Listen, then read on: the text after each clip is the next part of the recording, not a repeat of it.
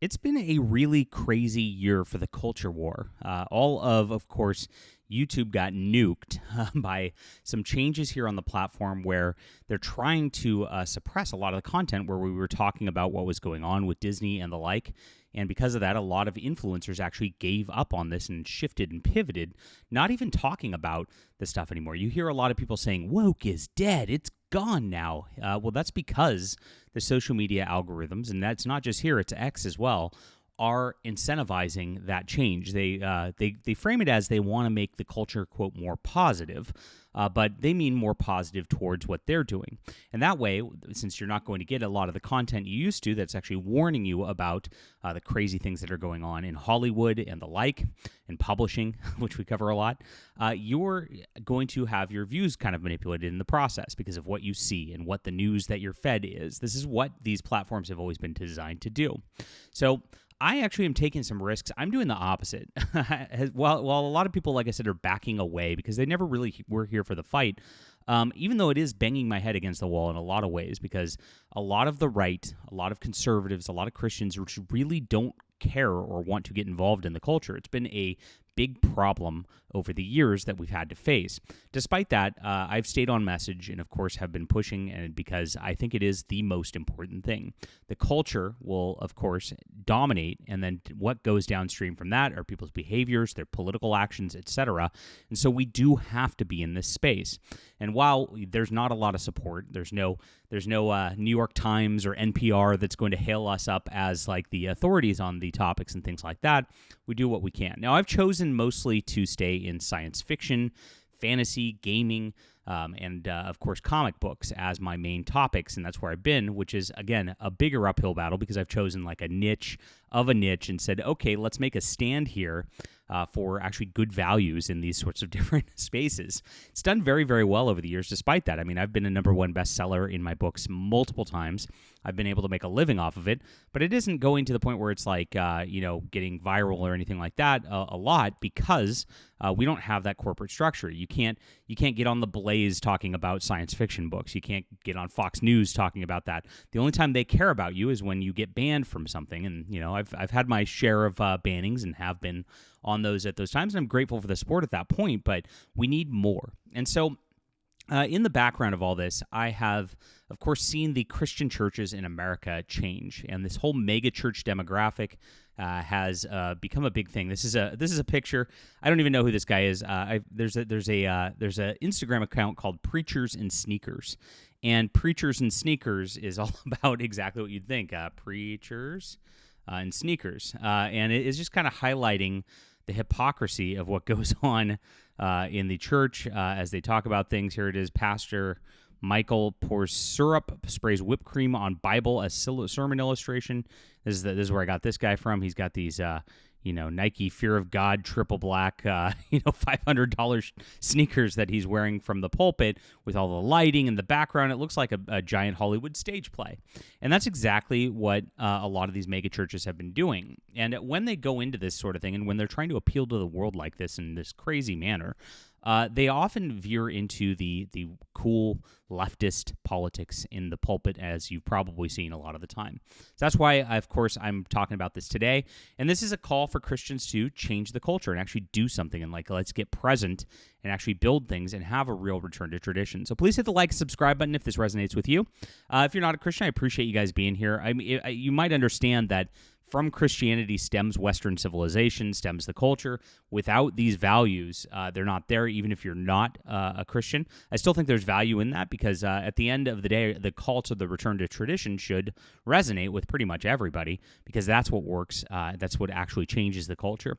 Now, Christianity used to be the driver of culture. If you go back to the Middle Ages, of course, all art, all architecture, all philosophy was either inspired by the church or it was directly commissioned by the church. And you look at those things, those are the works that stand the test of time. Those are the real pieces of beauty that it exists because they're based on real truth and real beauty. And that's what great art is.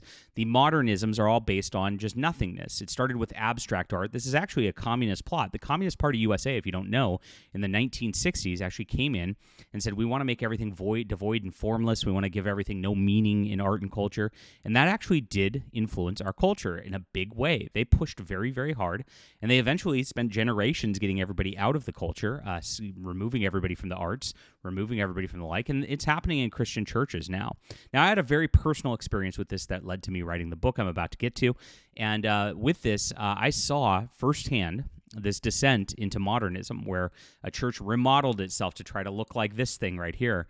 It used to be this like classic sanctuary, and then they had to like update it so that they had the black stage, and they had the big monitors, and they had the corporate sounding music in the background, like with like the slogans crossing the screen on the videos.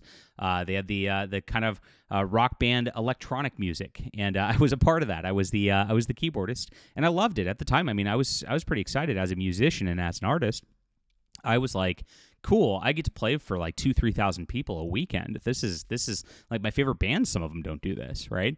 It was pretty cool, and that was an appeal to ego, and that was the problem, right? And so once I kind of returned to traditional church and saw the difference, and saw that it wasn't about like a performance, or wasn't about really validating everybody, but it was bringing everybody together as the body of Christ. It was like, whoa, this is an eye-opening sort of experience. Naturally, the church I went to succumbed to social justice. The pastor was using the account to spread Black Lives Matter messaging in the pandemic.